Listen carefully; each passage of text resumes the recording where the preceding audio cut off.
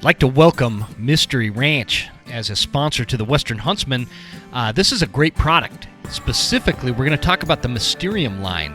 Those packs include the Sawtooth 45, the Sawtooth 65, the Beartooth 85, and the Marshall 105, depending on what you're doing with the pack. If you from day pack to backcountry, plenty of space. I like what they wrote on the website. Between the disciplines of calculated preparation and in-the-moment focus, an intangible alchemy exists. We call it Mysterium. It is our most ambitious, tech-rich line of Mystery Ranch hunting packs constructed for the most methodical hunters. I'd agree with that. It's a great pack, guys. I really like the ventilation system.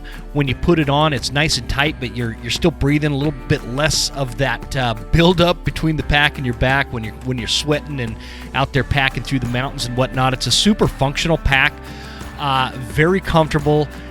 Very good at carrying loads. I've been using it all spring between bear and just like I do a lot of rucking to keep in shape, and it has done a phenomenal job. I've got a lot of top-of-the-line packs out there, and I've always kind of geeked out with packs, but I really do like the weight distribution and the way that it allows you multiple options as to where you're going to either carry a water bladder or one of those Contigo containers or whatever you're going to use.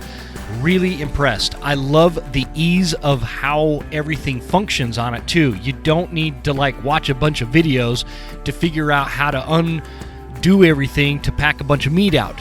That's really important for a guy like me, I promise. I'm not super smart. So the simplicity, the comfort, the load distribution, it all makes for a wonderful backcountry hunting pack. If you are in the market, check it out at mysteryranch.com/Mysterium.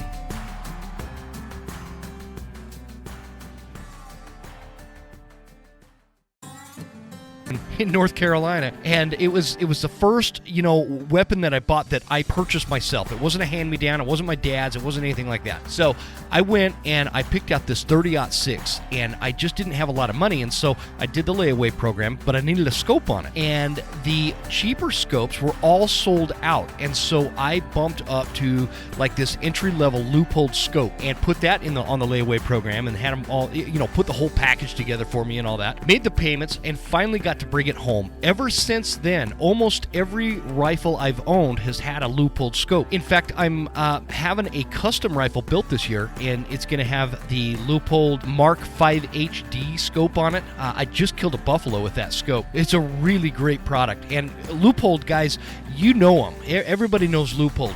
They've been around since 1907. They started as a special instrument company or something like that. But these American-made products are fantastic. Whether you're looking for a spotter, binos, a rifle scope, accessories, tripods, bipods, all that kind of stuff. You can find it all at Leupold.com. And I'd really appreciate if you supported this American company that has a great American story. And I couldn't be a bigger fan of a company, and I'm so happy and thrilled that they've chosen to partner with the Western Huntsman. Thanks to Leupold, and thanks to you guys for supporting our great sponsors.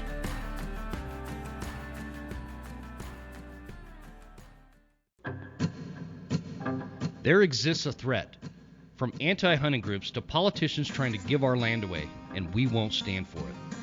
Those vast western landscapes provide the space for our wildlife to thrive and a place for hunters and anglers to fuel the fire that sparks their soul. In this show, we share our love of hunting, fishing, and conservation. Here, we provide the foundation to meet these threats through passion and the grit of the American outdoorsman. Welcome to the Western Huntsman Podcast.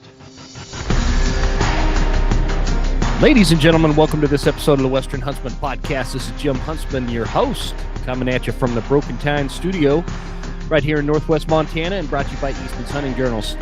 Guys, before I kick this episode off, I'd like to welcome Easton Arrows to the show as a partner and a sponsor.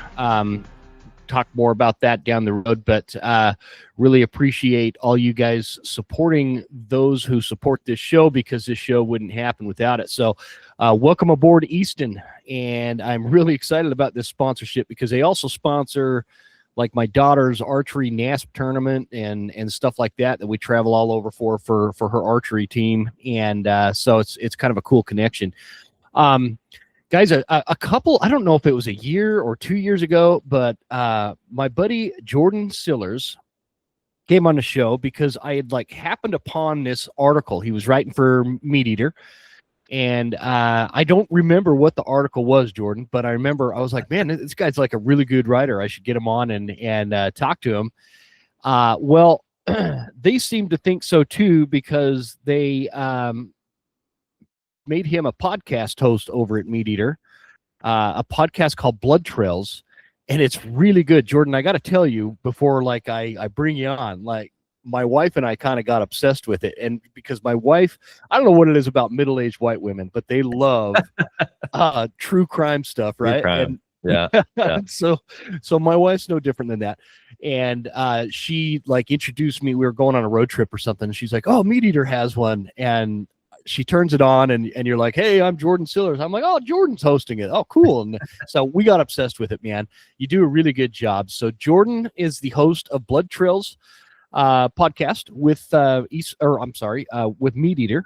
And I'm really excited to get him on for round 2 on the Western Huntsman here. Jordan, welcome to the show. I appreciate you joining me, brother.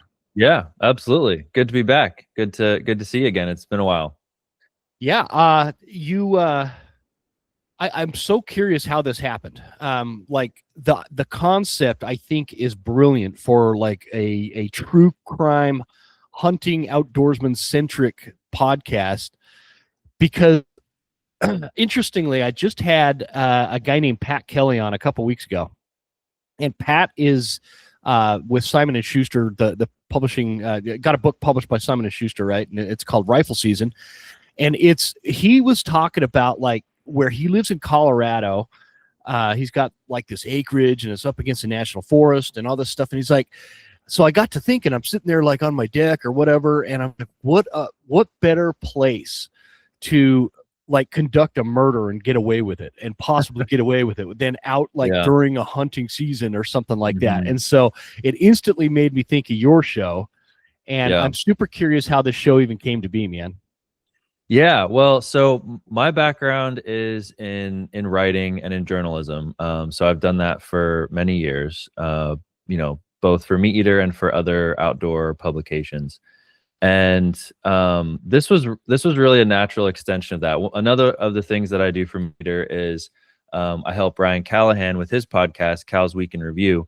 And one of the things that we cover a lot on that podcast are crime stories. Now, usually those crime stories are wildlife crime, so it's poachers, things like that. But what I'm covering on Blood Trails, it dovetails with that. Some of the same skills, some of the same kind of investigative or research strategies that I used for Cal's podcast, I now use for Blood Trails. And that's exactly right. Blood Trails it's a true crime podcast about hunters and anglers. So usually the victim is a hunter or a hiker, a camper, someone in the outdoors.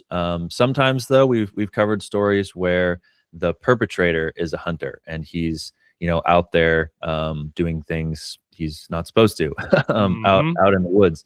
So this really came to be, and like you say, it's an idea that kind of makes sense. And so I wasn't even the only one to have it at Meat Eater. I think people have been kicking around the idea for a number of years now. But it was really because a story came to us. I didn't want to just start a podcast with just because we could. I wanted like a really good story to start it, and so I got that opportunity last year. Someone, actually, it was 2 years ago, really. Someone emailed Meat Eater and they said, I have a buddy who was killed while turkey hunting, and they never figured out who did it. He was shot in the back. No one ever came forward. Law enforcement was never able to figure out what happened. And I got on the phone with him, and he told me kind of, the whole story. We were on the phone for, more than an hour that first time. And I thought, this is the story. Like, this is something that people should know about. It's something that like we want to help with. That's a lot of the stories are not solved that we cover. And so getting the word out about those stories can help generate tips for law enforcement and help push that case forward. And so, I went to the podcast folks over at Meat Eater, and by that point, I had talked with the friend. I talked with the victim's son, and a number of relatives. I talked with well, I tried to talk with law enforcement up there in Virginia. They responded to some of my questions, but didn't sit down for an interview. But I had the script all written, and I presented it to the podcast people at Meat Eater, and it kind of coincidentally coincided with the turkey week that we do in the spring. We kind of like, all things turkey the whole week. And so Corinne, the producer of Corinne Schneider, the producer of the Meat Eater podcast, was like, we should run this during turkey week as kind of a special episode on the Meat Eater feed. So that was kind of the pilot, and we didn't really know how people would take it, because I mean, it's exactly like you say, the demographic for true crime, it tends to be female, and our audience obviously skews very heavily male. And so we didn't know how people would react to it. People really seem to like it. I've gotten a lot of messages from Meat Eater fans who said, I don't really listen to true crime. It's not really my thing, but I really like blood trails. And then I've also gotten a lot of messages like, your experience, where they say, I've always tried to get my wife or my girlfriend to listen to Meat Eater podcast, and she wasn't interested, but she loves blood trails. So that's been really satisfying to see. So that's kind of how it started. That was really successful, that pilot episode. So we decided to do a full season that we launched last fall. I think I can kind of speak to why your podcast is more interesting and like it kind of pulls people in more so than your typical true crime. And it's not just because it's all hunting centric or whatever, but it's when like my wife would put on some of those other true crime podcasts out there, they're very overly phony about how they present stuff. Like they'll say something about, the victim went over and did this, and the other one will be like, oh wow, are you serious? And it's like this weird fake conversation and just a weird inauthentic delivery. Mm-hmm. And where you don't have that with blood trails. You get on there and you interview people. It's just like you're telling this story, and it makes sense to a listener. It feels more authentic. I hope that makes sense. And so it's really enjoyable. And then you add into the context to what I alluded to earlier of the hunting side of it. Mm-hmm. we love hunting, we love the outdoors, and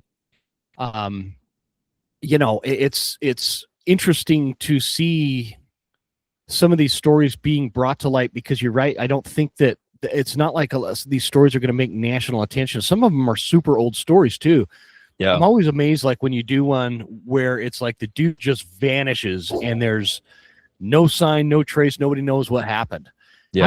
How do you find these stories? Well, that for the first season, the first story, the Bob Christian disappearance, exactly what you say. He went out hunting. He was gonna go hunting. He was driving up to his buddy's place. They were gonna go out on opening day in Wisconsin, and he disappeared. That mm-hmm. story was actually the detective who's right now in charge of that cold case. He reached out to me because he had heard that first episode about the turkey hunter. And that's always great. Like if a detective or a family member reaches out to me, that's really what I'm looking for, because they're going to be able to know the details, and then help connect me with the other people who are involved. The other ones that season, I think were really more the result of me just looking for them. I mean, some of them have been told before. The episodes 2 and 3, the episodes about Paul Hutchinson, like Dateline had covered that story. So yeah, most of them had been covered somewhere before. Not all of them though. Like the Terry Brisk murder, I think that was episode 4. That got some local coverage in Minnesota, but not really any national coverage. So that was really just me going out and finding stories. These next seasons, though, because that first season was pretty popular, and I asked, in the episodes, if you have any ideas, please let me know. And we have an email account, an email address. A lot of the stories in these next 2 seasons are just from people messaging me. And sometimes it's been the people involved, like the detectives. Sometimes it's just, hey, this happened near my house or, in my area. And they send me a link to a news article, and then I kind of track things down from there, which has been great. I mean, I have my list is, 60 stories long now. Oh Of wow, several Yeah. seasons worth. Yeah. Oh yeah, yeah. It's like there's really no end in sight for this. And especially we're meat eater, right? We're about hunting, fishing, conservation, and cooking. And so I try to focus the stories as much as I can on hunters and anglers.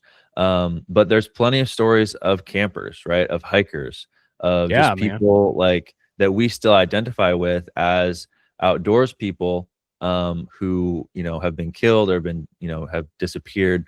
So there's no shortage of stories. It's at this point, it's like kind of picking the ones that I have the best access for and that are most interesting.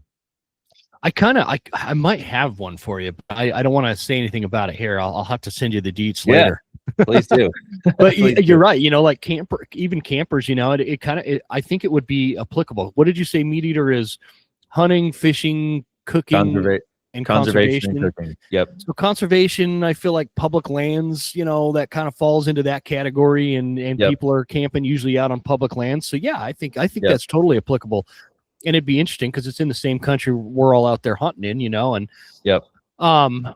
so and you're still working with Cal, because didn't Cal go to Backcountry Hunters and Anglers or something? So Cal is the CEO now of Backcountry Hunters and Anglers, but he's still doing his podcast for Meat Eater. So yes, I'm still helping him with that. Yep. That's awesome. Good for him, man. He's like perfect for that role, actually. Oh yeah. No, it was a real shoe in there. I mean, he's been on the board there for a long time, and so I think it was a real natural fit. Cool. So that I'm just curious, like that you mentioned, it was funny. I'd watched that Dateline on a what's his name, Paul Hutchinson. I've got it. Yep. Right. Yeah.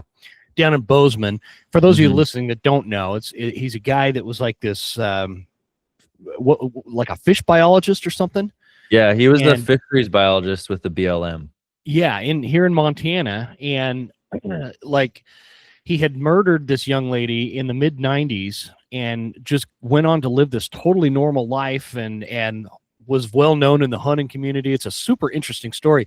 And your podcast, it's like a 2-part one, is way more in depth than like what you're going to get on a Dateline or a 2020 or something like that. And so it was kind of cool hearing some more context behind the person, because what is it about stories like that get us so involved or wrapped up in? You think of that guy could be like my buddy down the road, but yet he did this thing back in the 90s and he somehow kept it a secret. It's so intriguing. Is that something that's always been a draw for you? Like, is that just been an interest point for you that kind of guided you to doing this podcast? Yeah, I mean, I think like mysteries are always have interested people for, ever, as far as I know. And so when you get that story and people don't know exactly what happened, there's clues leading in one direction, there's clues leading in another. I mean, yeah, it's super fascinating to try to unpack all of that. And I think that accounts for a lot of the popularity of true crime. It's like, it's the real story that actually happened. It's not, Arthur Conan Doyle and Sherlock Holmes like making something up. It's like, this actually happened and you won't believe it, right? It's this kind of crazy thing that happened. But like, when I tell these stories, and you kind of referenced this already, it's really important to me that I speak with the people who were involved in whatever it is that happened, right? It's the podcast is not like two people who have read news articles about a story and are talking about it. Like, I go out, I do original reporting, I talk to as many people as I can who are willing to talk to me, and that's how I tell the story. So the story is based on the interviews I do. It's not based on, news articles that I've read. And one of the reasons that's so important to me is because I think true crime gets kind of a bad reputation because it trivializes people's tragedy. Yes. Right? It trivializes. That's a great way to put it, man. Yeah, it trivializes people's suffering. And I think that's a lot harder to do when I can play for you an interview I did with the wife of the victim or with the son of the victim, right? And they can explain like, hard this was for them, and how much they miss their loved one. And if I can do that, then I think we have the right context for understanding the story and for kind of moving forward. If it's a cold case, like, yeah, if you know something, please, call the law enforcement, call in, like we need to get this thing solved. Mm-hmm. There's kind of a balance there, right? There's this kind of really fascinating like mystery that draws people in, but then there's the reminder, like, it's not just a puzzle to solve, right? It's real people. And I, as much as possible, I try to communicate that in the podcast. Yeah, that is kind of, and that's what I was trying to allude to earlier, is the personalization with the actual interviews actually brings the victim's family, into the story, and it makes it real, where there's something distant about people just referencing, like you were saying, news articles, or, I called and talked to the detective and he said this. You're actually, in a couple of cases, I think I want to, like, you actually had the detective you were talking to, or Yep. like you were the victim's family. Do you actually travel to meet them, or do you do that remotely? How do you do that?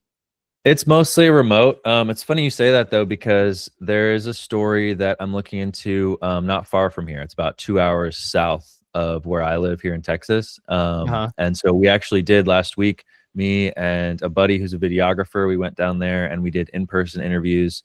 And we, tried to look at some of the locations that were of interest in the story. So that's one that, I am traveling a bit, but usually it's remote. And so the big question, like what you were saying with bringing the people in and making it feel a little bit more connected to the audience that's actually listening, which again, that's a big separator with your show versus most of those true crime podcasts out there that are just kind of too cheesy for me. Has, by you doing this show, has it helped in any of the cases in terms of finding who the perpetrator may have been, or anything like that at this point yet? Do you know, has it developed new information for detectives to work on, or uncovered new whatever? I don't know what the terminology is for all this stuff. Yeah, no. So not that I have a lot of details on. A lot of times investigators will keep that kind of thing pretty close. So, it's possible in 6 months, one of the stories, there'll be an announcement and, they'll have arrested someone. Now, that doesn't mean that it's because of my podcast, right? But yeah, that none of the cases I've covered so far have really moved forward in a public way. That first one I did, it's been almost a year now since that first one came out about the turkey hunter. I was told that they're really looking into that, and that since the podcast came out, it has moved that forward a bit. But I wasn't given any kind of details. It was just like, thanks cool. for doing the podcast. We feel like this is moving in the right direction. And that kind of stuff really takes time, because investigators, it's like they can get a tip, but then tracking that tip down, following it through, and then like working with the prosecutor to actually arrest someone, I mean, that can take years, right? So Yeah. the podcast really just came out last fall, most of the episodes. So we'll see. It's certainly possible. And if there are any updates, I mean, I'll be letting people know, as much as I can. I'd be thrilled if that, and I feel like it will at some point. Somebody's going to happen upon your podcast that like heard a rumor from cousin Bob, and Bob knows a guy, and like they're gonna hear that, they're gonna send that podcast to them, be like, oh, you know what, they never noticed when they were there, and it's gonna uncover something. But I think it's gonna take time, because it's like any of these. This is the kind of show I think is gonna it's like gonna grow continuously, whether you're putting out episodes or not, kind of thing, because there's just like this insatiable appetite for these kind of stories. You know what blows my mind, man, is like, I think about, when you think about committing a murder or something here it is, it's 2026. I feel like it's impossible to get away with it anymore, but people still somehow do it. There's cameras everywhere. We've got all this new DNA technology. We've got, cell phone tracking everybody's every move, and microphones probably listening to us record this. And, it's just, it blows my mind that stuff even still happens and people still have the gall to do it, because they were solving pretty high success rates, on crimes back in like the 50s and 60s. And that's without all this technology. And so but back then I could see how, a person could get away with it, and kind of work around all the technology that was available back then, where today I feel like that it feels impossible. And it blows my mind that people still do it, but they do. I don't know. Yeah, no, I've had the same thought. And one of the stories we cover, most are fairly recent, but two are pretty old. The Bob Christian one I mentioned is from the 70s, and then another case from Maine is from 1975, and that was of a hunter named Ludger Belanger who disappeared. And that's a really good example of a case that if that had happened today, I think those guys would have been charged and convicted. Because the thing with that story is that we really kind of know who did it. Like there are two suspects who law enforcement it's hard to imagine anyone else having done it, but they just weren't really able to gather quite enough evidence to actually charge them and convict them. But one of the pieces of evidence they collected from the suspect's car was it was like a buckshot pellet with what looked like a beard hair stuck to it. And today, right, like we can do DNA on hair, which is actually even like fairly recent, like within the last 5 or so years, we've been able to extract DNA from a hair. And if that was Ludger's hair, well, there you go. Like that's your case. But because this happened in the 70s, it just wasn't an option. It wasn't really available. But I've had the same thought. Like, I don't know how people get away with stuff with what we have now, where it's like, if you touch something, you leave DNA and we're able to track that. I don't know. I think sometimes people get really lucky. I think sometimes, a key witness doesn't come forward. Maybe sometimes evidence is lost or misplaced. That actually happened in the Paul Hutchinson case from Bozeman that we referenced a minute ago. Part of the reason that case took so long to solve is because some of the evidence was like misfiled somewhere, and someone had to go track it down. Once they they basically brought in a retired investigator to just do that case. And so he had the time to track all this stuff down and realized this thing that we know we have it's not where it's supposed to be. And so he had to go track it down. So that kind of stuff can happen too, and people can get away with stuff, but it's really tough these days with I think too, you think about what are those crime shows they have nowadays, like CSI Miami or whatever, these CSI shows, and they make it look like there's a lot more technology readily available right there in the police department lab, and like they can get DNA in 10 minutes kind of thing. And so there's that aspect, and we all know that that's not reality, but yeah, that Paul Hutchinson case, because it was DNA that finally sealed the deal on that one, wasn't it? They somehow got well, I don't want to give all the details of the story. You guys got to go check it out.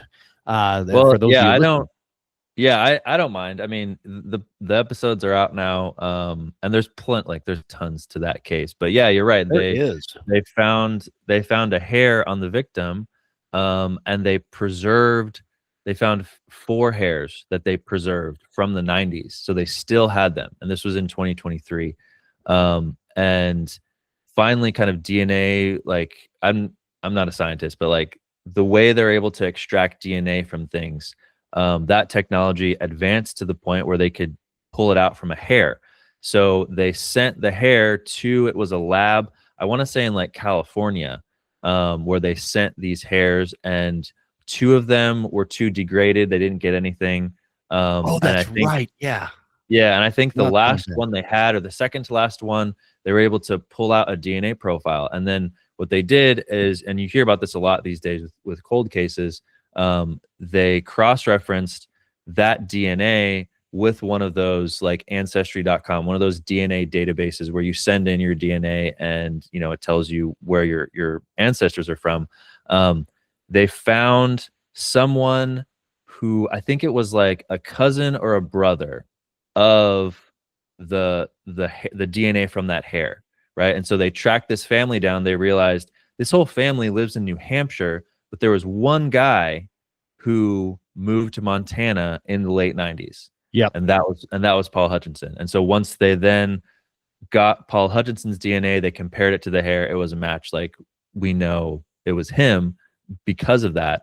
But like that all, and I talked to investigators, I asked them, like, could this have been solved prior to this? And they were like, well, this technology is so new, like within the last few years, like it would have been really hard because you have this hair, but like, what are you going to do with it? There's nothing to do with it until just a few years ago. So that's a good example of that. It's interesting that they had the foresight back in the day when, you know, like in the 90s, they didn't know you were going to be able to extract DNA from hair at the time. But they had the foresight to just hold on to all that evidence. Yeah. This guy, without that, man, this guy would have totally lived out the rest of his life without anybody knowing. Mm-hmm. And, you know, I think he thought that that's how it was going to be too, because if you actually watch the Dateline, we were talking about the Dateline. Sorry, my dog is thinking about barking. No, can tell. I acquired this Alaskan wolf rug, and he is just sideways about this wolf rug, man. Like my dog, he's just not figuring. He barked at it for an hour straight yesterday. Anyway, so like if you watch that Dateline episode where they kind of trick him into going into this room and talking to him about, you know, cases on the rivers, the old, you know, some more rapes, some more murders or whatever. Yeah. When they start really hammering about, I can't remember the victim's name. Danny Houchins. Danny Houchins. And they start kind of hammering him with questions about that. And then like his, you know, his whereabouts back then. And if he'd ever been to that fishing access and blah, blah, blah, man, you could just see his face expression change. Like he went into, I thought he was going to stroke out, and it was just like, he knew he was busted. And that is what I think is interesting about a lot of these stories is it's super weird to think that somebody can commit such a heinous, terrible thing, a crime of that status, and then just go on and live, you know, be a fish biologist and, you know, raise kids and be married and go out to dinner and go hunting. He was like he was a really good hunter from what you could tell in that story that you did. And it's just like, he was. How do you do that? How do you live like with yourself after such a heinous crime? You know what I mean? It just boggles my mind. Oh yeah. And with that episode, especially, that was one of the big questions I had, which is why I really wanted to talk with as many people as I could who knew Paul. Because I was like, exactly what you say. How could someone just kind of live their life after doing this, you know, never kind of paying for what they'd done? And so we were able to talk to his immediate family. We were able to reach out to them through a third party, and they declined to talk to us, you know, understandably. But his nephew did talk to us. His nephew reached out, and we were able to record an interview with him. Now he knew Paul really when Paul was younger, kind of before he went off to the military, but he was still able to provide some insight into Paul and his character. And then, you know, kind of talk about how the family is reacting to this, like what's their response. So that was good. But yeah, it's funny. So if you haven't listened to the episode, basically law enforcement, they used DNA to identify Paul as the killer. But then they wanted to interview him without it being a kind of like threatening situation where he's going to lawyer up. They wanted to confirm a few things about his life before they actually like went through with an arrest. They didn't want him to know that they were on to him. Yeah, they didn't want him to know. And so they came up with this kind of ruse. They went to where he worked at the BLM office in Dillon, and they basically said, we're here to investigate, or we're investigating cold cases of girls in Montana who have been killed along rivers. And as a fisheries biologist, you're on the river all the time. We just want kind of your opinion on what's going on.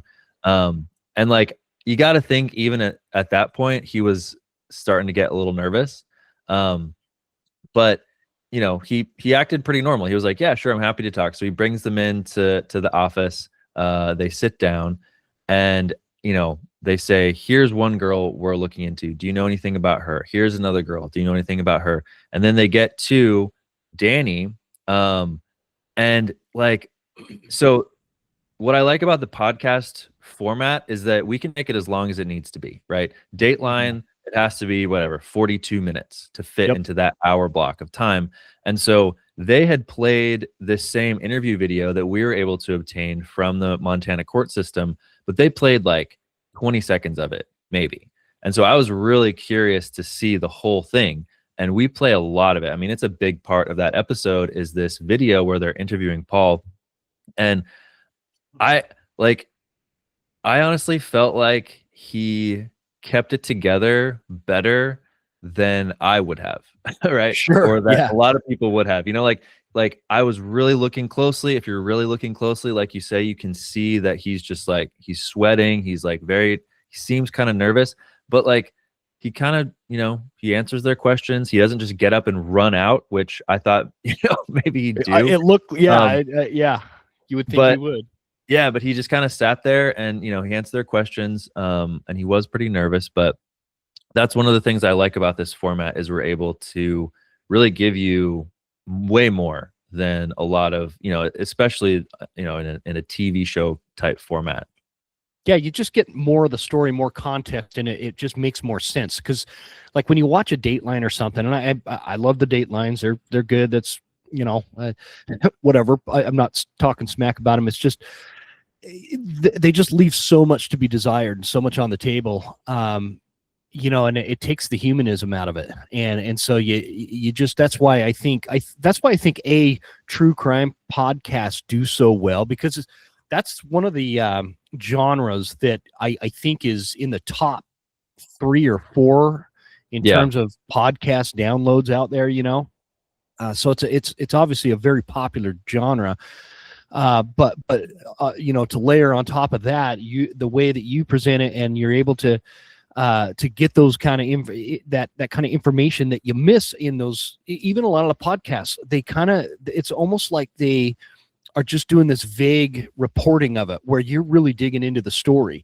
And that's why guys like me that aren't normally attracted to like a true crime story or a podcast, we like listening to this because there's a lot more context there for us to sink our teeth in and think about, because this stuff is, you start questioning, the human condition when you've got these people that can go out and shoot somebody. Like one of the stories was the guy gets like just shot randomly in the woods and like left. And, it's like, how does that happen outside of like an accidental shooting?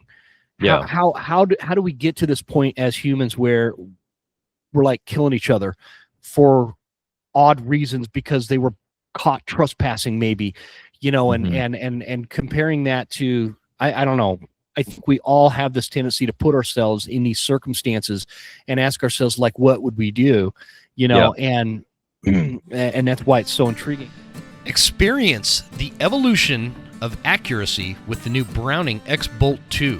Guys, this rifle is something else. With the introduction of the X-Bolt, Browning has set a new standard in the development of bolt-action rifles. It was created around the goal of total accuracy, where every component worked in unison to improve downrange performance straight out of the box, from windswept tundras to rocky peaks high above the tree line to African plains and everywhere in between. The X-Bolt delivered the tack-driving accuracy a Browning rifle is respected for. And that's super true, guys. I really like this rifle from a standpoint of, like, it's not super heavy, it's not super light. I put a really nice scope on it. I love that Veritech stock because that is like one of those pieces of accuracy that, you know, that interface between the rifle and the shooter. Not everybody's the same size. The DLX trigger, you can get the plus magazine system for extra rounds. Great all-around rifle in the field. For those of you that are looking for a rifle this year to take to the field that you can feel real confident in and get really comfortable with, this is the rifle to check out. The Browning X-Bolt 2 should be one of your top contenders. Link is in the show notes.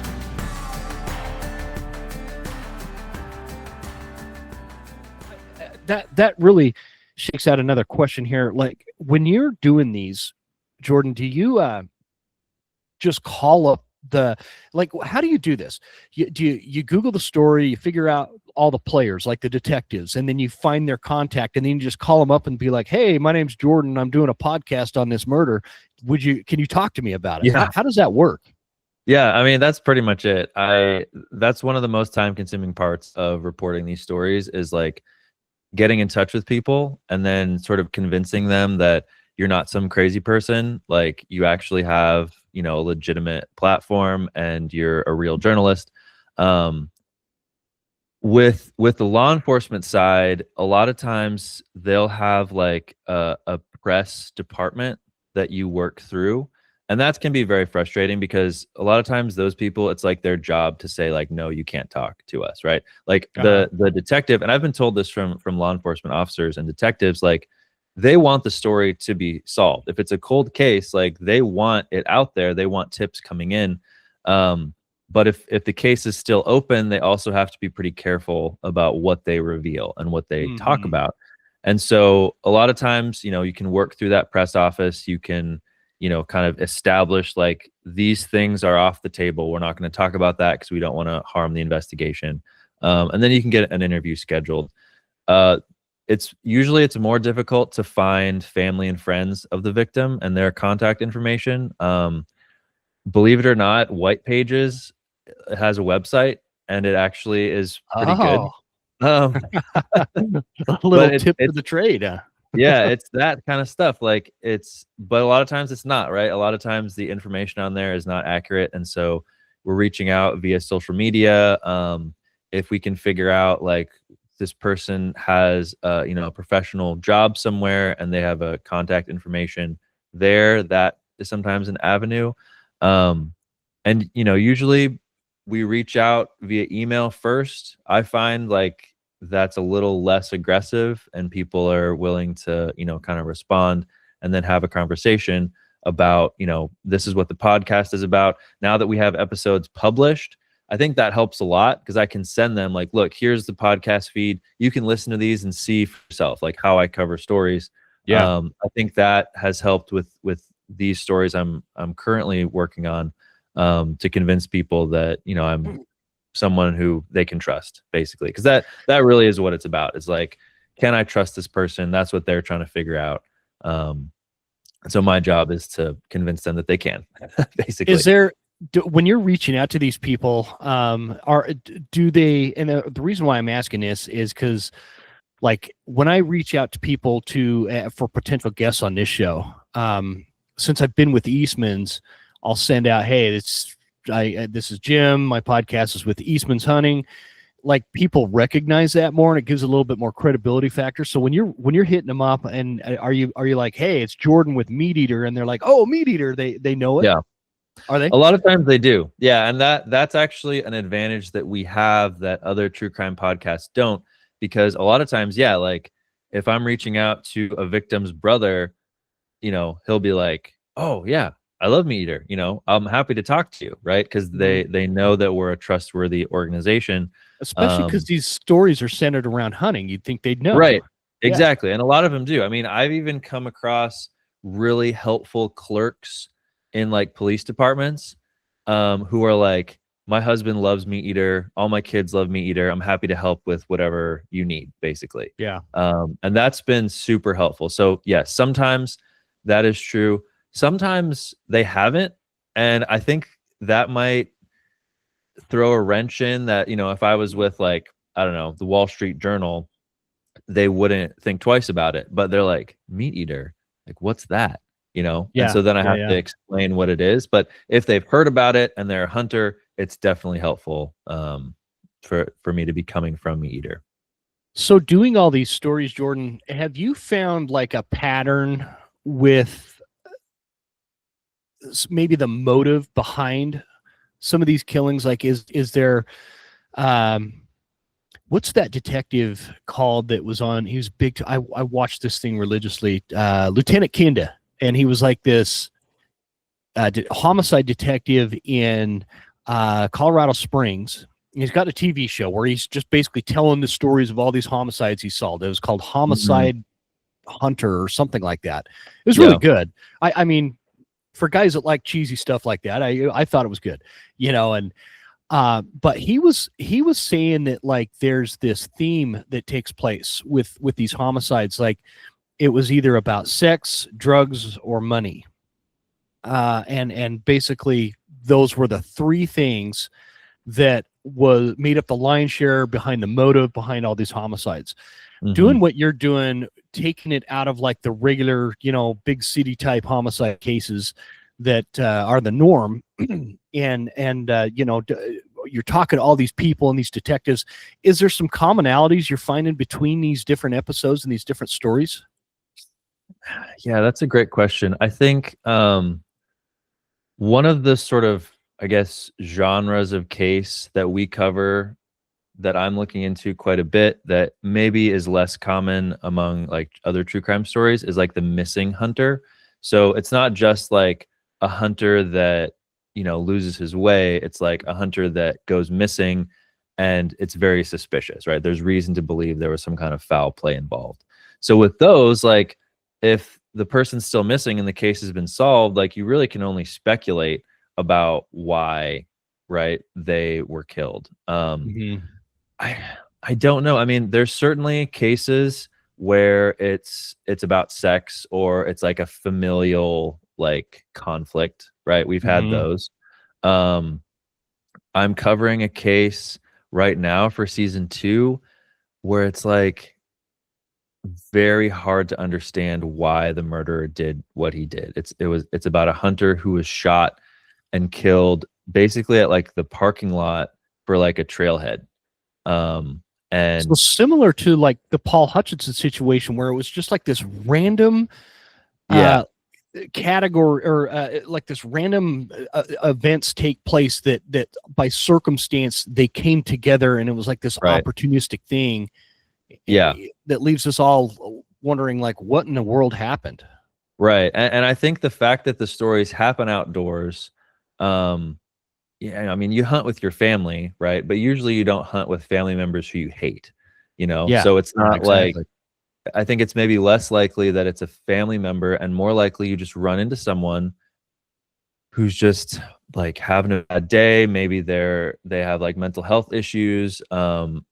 So yeah, I mean, maybe you could say it's a little bit more random than a lot of homicides where like, I don't know what the percentage is, but I think the vast majority of homicides are, um, if they're not like gang related, they're like family members, right? It's like people who know each other, who have some kind of beef, and it escalates and escalates and escalates.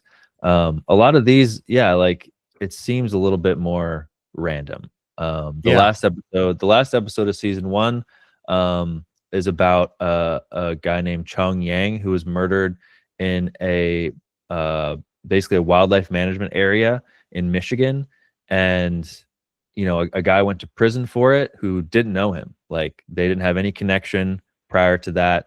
Um, Same thing with the Paul Hutchinson case, the Terry Brisk case. That could have been a stranger. That's like one of the main like theories about what happened. Is Is that it that the was one where they found his car in the woods without wheels on it?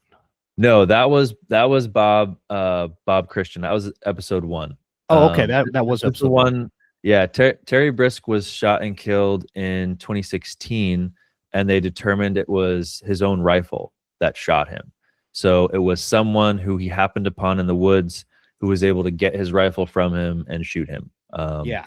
And they had problems with trespassers on that property. So one of the theories is that it was a trespasser who, again, this kind of escalating argument turns violent, turns physical, and we don't exactly know what happened after that. Another one that was like mind-boggling was that story. I'm on the podcast feed right now. Aaron Hedges, is that the one right out of Bozeman there, where he was like just kept going in the wrong direction on that hunt, and like what happened there? Like that was a crazy story, because that wasn't necessarily. I think they figured out it wasn't a murder. It was. Yeah, probably not. You can explain it better. Well, yeah, and this is one that so Aaron Hedges was an elk hunter who went out with two of his buddies in 2014. A snowstorm came in. His two buddies go back to town, and Aaron's still up there. And so there's this big search effort that goes on for, I think it was like 2 weeks, I think. They search like constantly for 2 weeks. They don't find him. So obviously the rumors start to swirl about his two friends. Like, why did they come back and he's still up there? Why did they leave him up there? And so Aaron's remains are actually found 2 years later in 2016. And based on that, there's evidence that he was hypothermic, because basically it looked like he ran down a hill and like was taking off his clothes as he's running down the hill. That's right. Yeah. There was also no, like, his remains were pretty, like, they'd been eaten on a bit, but like his skull didn't have any fractures in it. He wasn't like shot. And he was also found like way far away from where these guys had been camping for their hunt.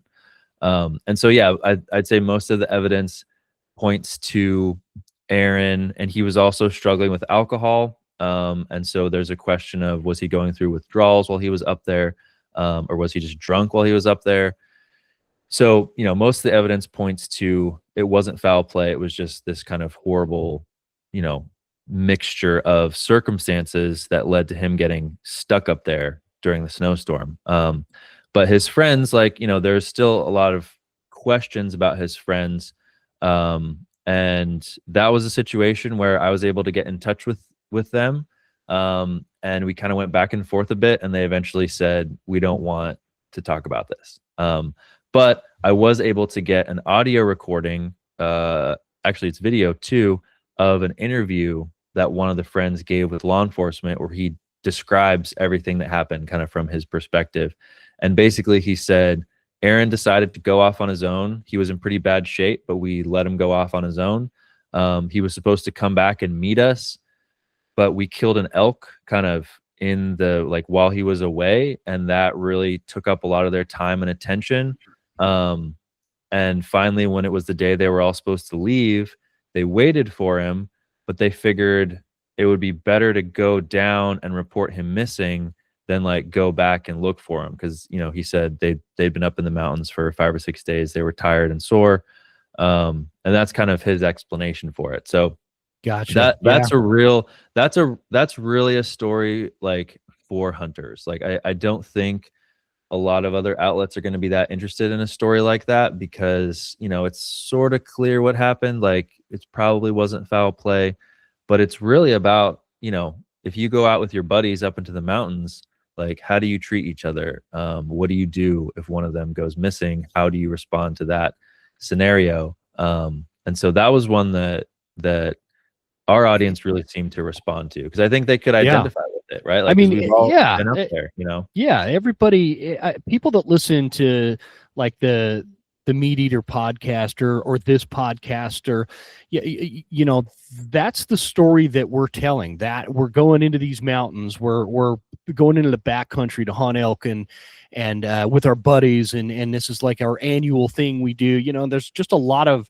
familiarity, if that's a word, to that story for those of us that are kind of into this lifestyle. So do you ever get like a hunch on like when you're kind of digging into some of these cases and these stories? It's like, man, because that's one that's easy to the Aaron story is really easy to come up with your own conclusion to, and like I remember coming out of that thinking, there's a lot of suspicious stuff about this story. like with whether it's his friends or whatever. But it also could be, and I think that that's what draws us to stories like this. It also could be just this thing. Like I think, is it a thing that, like, if you're people that kind of struggle with alcoholism, when they stop drinking, do they go through like this crazy withdrawal, like drugs? Because I'm pretty sure that, like, you can get pretty sideways with yourself coming off of that, right? And so what if it was just this combination of that, like he's kind of a little delusional over that, and then hypothermic on top of that, which could easily make you lost. I like my grandpa died in a lot of people could say suspicious way, but my grandpa was suffering from Alzheimer. We call old timers Alzheimer's. Yeah. And I can never pronounce that right. Yeah. That's the story of my life, Jordan. I don't even know how I do a podcast. I really struggle with some of the difficult words. But anyway, he had kind of the beginning stages of Alzheimer's. And we were just talking about how we probably needed to get his keys from him and figure out how to stop him from driving. But he was doing fine. Like, he'd pop over to my house on a daily basis and have a cup of coffee with me when I'd get home from work, and it was one of my favorite things, But all of a sudden, he stopped showing up and stopped answering his phone. And so, like, a day goes by, we go over there. He left his front door wide open. I don't know if I've ever told this story on the podcast. Left his door wide open, unlocked, basically just a screen door, and it's like the week after Easter, and so it's not exactly warm to be leaving your screen door just open, and his truck's gone. TV was on in the house. We searched for days for my grandpa.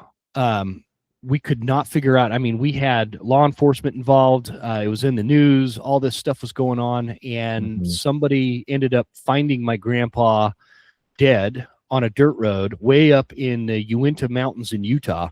And he had essentially what it looks like happened. This is, again, we don't really know, is he got his truck stuck in a snowbank. We have no idea what he was doing on the mountain in, early May.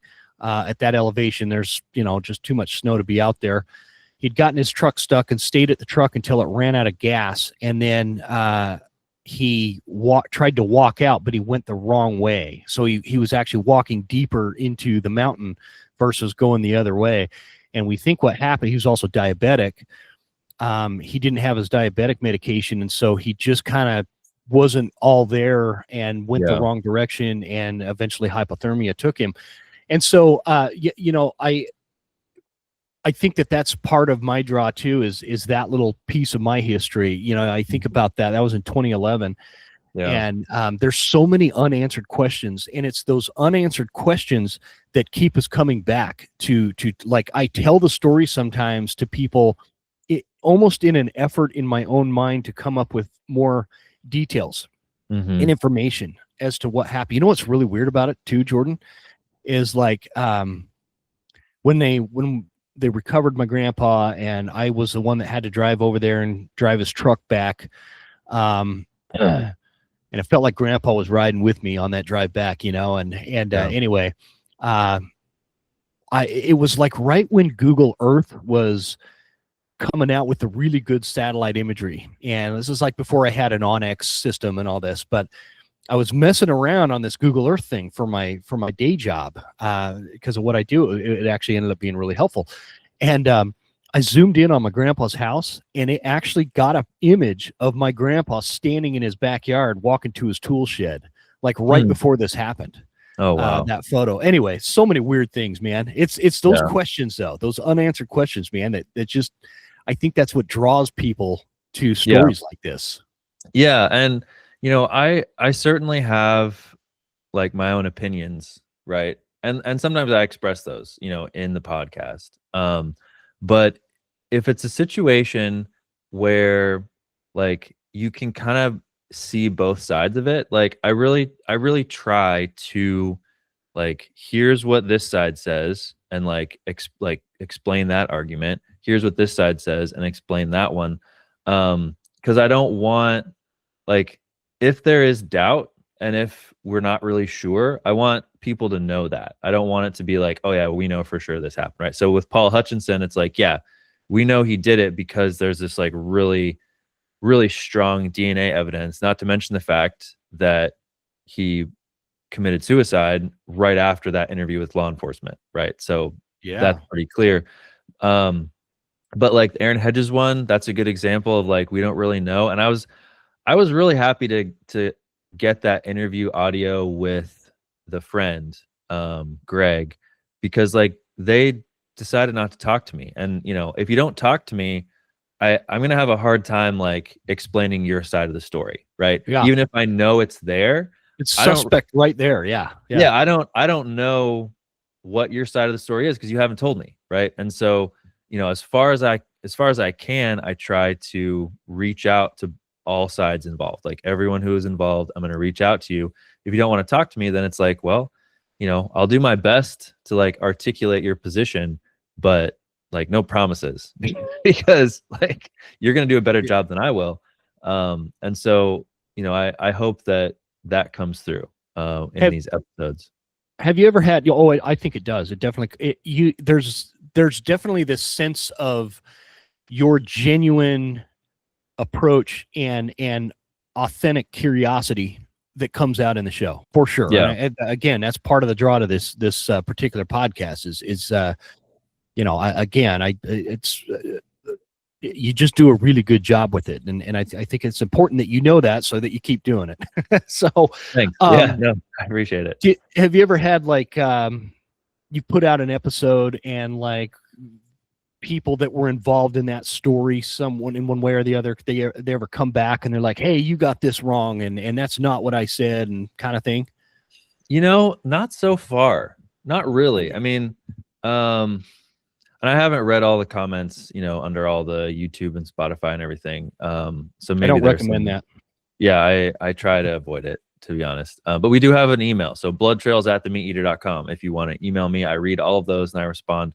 But no one who's been like, who I've interviewed, who's been like really involved in the episode has come back and said, like, you really misrepresented my position. There have been audience members who have written in to say, like, I think you got this or that wrong. But they weren't like someone I interviewed. I don't know them. You know, it's not like everyone just loves it. You know, people have expressed some criticism over certain things. Well, that's, but no, I haven't. Yeah, right. And sometimes it's, you know, just something one of the people said that I interviewed, right, and they don't like it. But and that is really like, and I'm very happy. I'm sure it will happen. I'm sure at some point down the line, someone will, you know, will say, I agreed to an interview and you know, I don't agree with the way that you presented what I said. But it's really important to me, especially the family. Like if I talk to the family of a victim, that's really the text that I'm most nervous about after an episode comes out, is like from the people I talked to who were related to the victim. And so far they've been positive. So far, you know, sometimes they like don't say anything, but sometimes they'll reach out and they'll say, you know, I'm happy with what you did. Thanks so much for, you know, getting the story out there. So nice. I can only imagine that it's got to be in their mind, you know, difficult to recount, you know, whatever the case is with that story in particular. It's got to be hard. But also there's got to be some level of satisfaction knowing that their loved one is getting more attention in some way, and like it's a way to keep them alive, and a way to, I don't know, there's a way to do these stories where I feel like some people have a tendency, they could kind of, like you alluded to earlier in the episode, to almost dishonor the victim and take the humanism out of that individual that went through something terrible, you know, and you know, and then there's a way, like the way you do it, that honors them instead of dishonoring. It's more of a, hey, we need to know more, so that, because there's no closure with this particular family, and it would be nice to get the closure. And some of them you do get closure. You know, some like the Paul Hutchinson, finally after decades there's closure on it, you know. And That was leading me to a question for you, Ben, and Well, let me ask you something, and I'd be curious. Yeah. I'd be curious to hear your thoughts, because this is a question that we talked a bit about, just like when we're picking which stories to cover and which ones not to. Do you prefer a story that like it's all wrapped up in the end, like you know who did it, that person goes to jail, or do you prefer a story where it's a cold case and there's like 3 different possibilities of what happened, but we don't really know which one it is? Do you have like a preference for when you listen or watch something like this?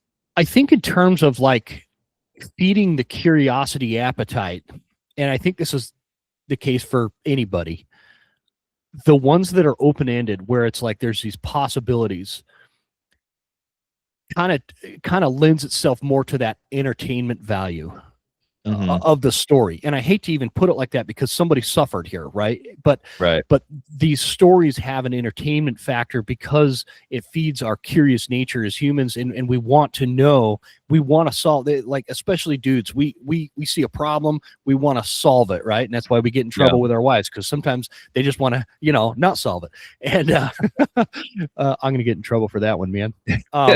But so there's that aspect of it, but I don't want to like take away from the value of like the Paul Hutchinson story, because like there is satisfaction in justice, and so I that's such a hard question to answer.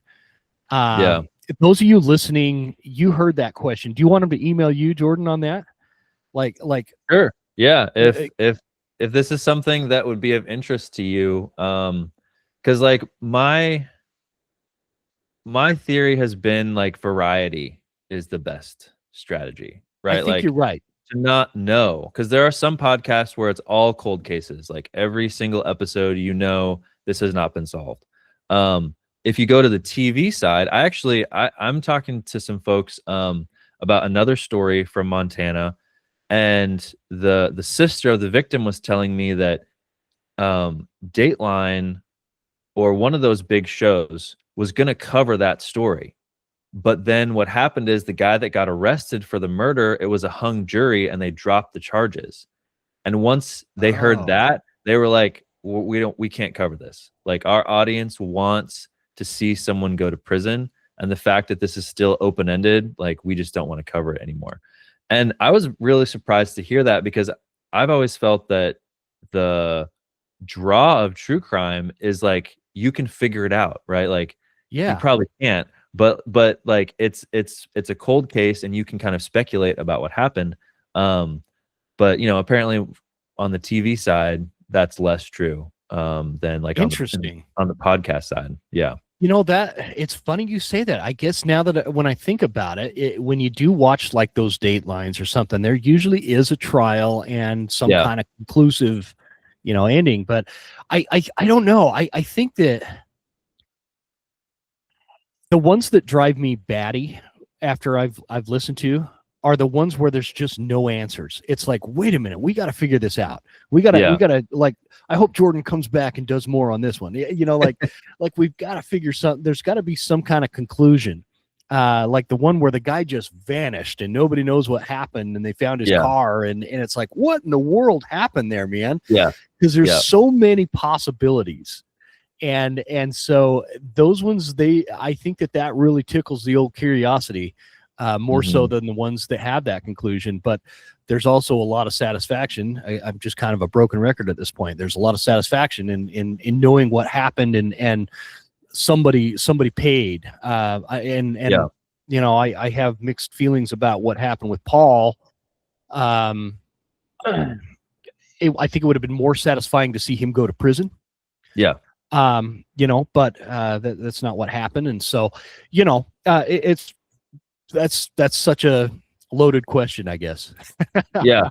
And we think about it all the time. I think like blood trails will, I don't know about always, but like for the foreseeable future will be like a mix. Like you're going to get some where it's like, it's really clear who did it. I think there's always going to be like a question, right? Like even if you know who did it, maybe you don't know why. Like there's that one I mentioned of the guy who was killed in the parking lot. That's really the question for that story. It's like we know who did it, but like we do not know why. It's like a very kind Man. of perplexing question, like what would lead someone to do this. So there's always going to be like unanswered questions, but that question might not be who did it. Sure.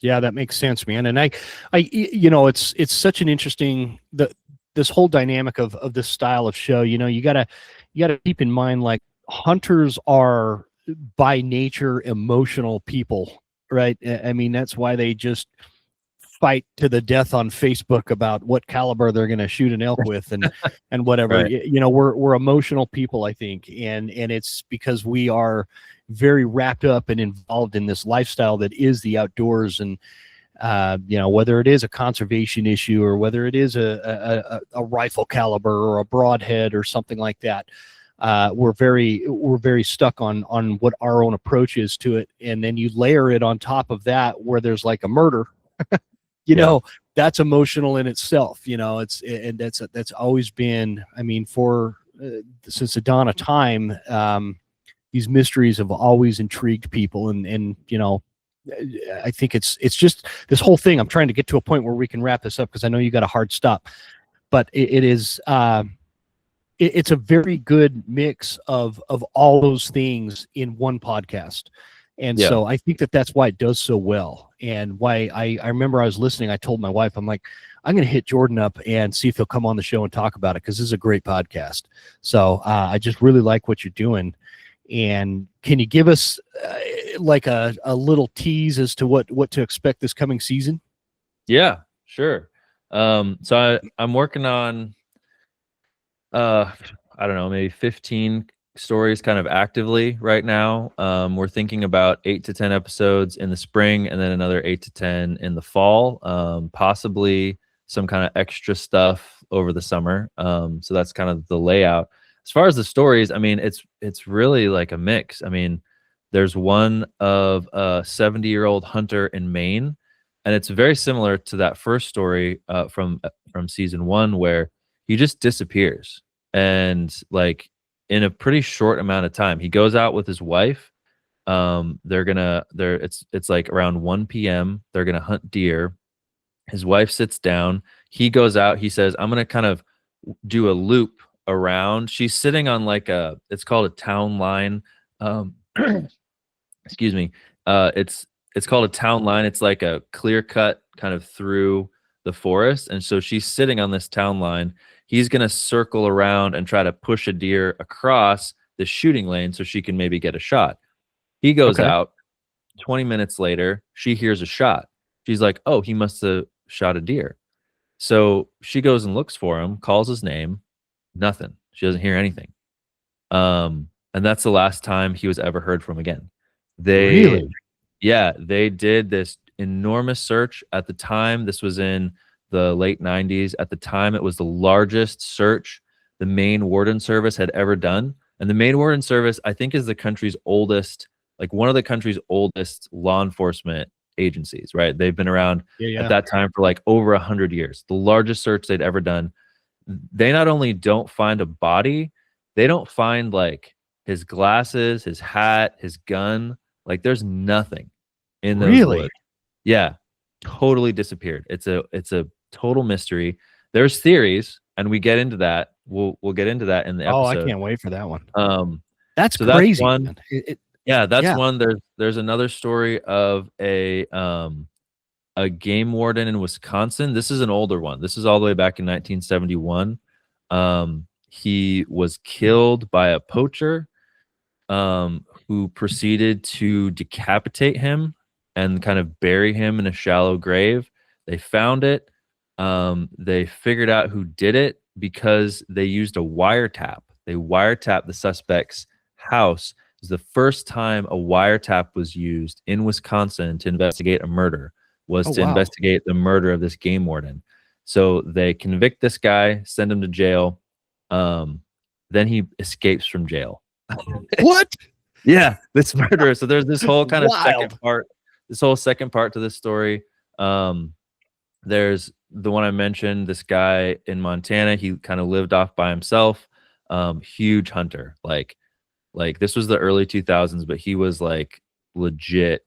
I mean, he hunted just all the time, right? He was killed and buried, kind of, I think it was like 20 miles away. We get into his conflicts with his neighbors. He had some serious conflicts with his neighbors. So, and there's like, I mean, 5 or 6 more that I'm really kind of chasing down and getting close to finishing. So This is wild making stuff. good progress. Yeah, we're making Cool. good progress. So there'll be some good stories in this one. For sure. I'm looking forward to it, man. When the first season ended, I was kind of, everybody gets their little podcast listeners, their lineup, and I think I was talking to somebody that, like, people kind of assume that because I do a hunting podcast, I listen to all the hunting podcasts out there. And, I listen to a lot of them. But I listen to a little bit of everything. I like some political stuff. I like some history stuff, a little bit of everything. I like listening to podcasts. For me, like, it's funny, when I started this podcast over 5 years ago, a little over 6 years ago, actually, I didn't really know what a podcast was, and now I'm obsessed with them, and I listen to a lot of them, and it's a cool way to put stories and connect humans and just like get more out of what was the norm back in the day, and so, like, I feel like there's just a lot more information because of podcasts. And so I was bummed when your season ended, but now I'm looking forward to the next one, and gonna definitely add it back into the rotation. Tell everybody where they could find you, where they could find the podcast, and any other info like that. Yeah, so Blood Trails, you can find it on any of the big podcast streaming platforms. I believe it's the only podcast called Blood Trails, so it should pop up right away, but it'll have that Meat Eater banner on the side, so you're listening to the right one. And then, if you have any ideas for stories we should cover, the email is just bloodtrails@themeateater.com. So bloodtrails@themeateater.com, that goes right to me. And then I also will post updates occasionally just on my own personal Instagram. That's just jordan.sillars. So sometimes I'll cover, like, if someone sends in a really interesting comment on one of the stories, I'll cover that and sort of break that down. So there's some good stuff on my Instagram as well. Perfect. Yeah. And so for those of you listening, at jordan.sillars, that'll be in the show notes. You can click on that, and I'll probably put is it okay if I put your email in the show notes? So the Blood Trails email. Yep. Yeah, I'll put the Blood Trails email in there. So if you guys have thoughts on the question Jordan asked me earlier about whether, leaving these episodes open-ended versus being solved or whatever, definitely hit them up, because I think that's I think we like all of it. But I'd be super curious to see what that poll comes out to. For sure. If you have opinions, let me know. Yeah, for sure. Well, cool, man. Thanks a bunch for joining me. This again, this was the second time you've been on the show, and I enjoy having you, man. You're a great podcast guest, and you're a great podcast host. So thank you very much. Thanks. It's good to see you. It's good to be on again, for sure.